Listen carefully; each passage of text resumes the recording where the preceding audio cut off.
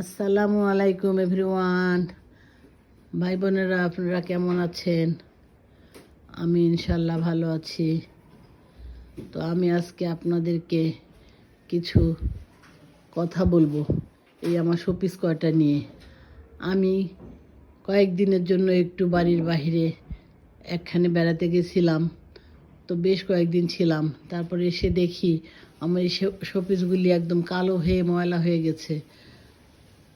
তো এখন কি করব, শেষে তেঁতুল ভিজাইয়ে ওর কাঠ বের করে নিয়ে সেই তেঁতুলের কাঠ দিয়ে আর ছাই দিয়ে মেখে রেখেছিলাম 10 থেকে 15 মিনিট।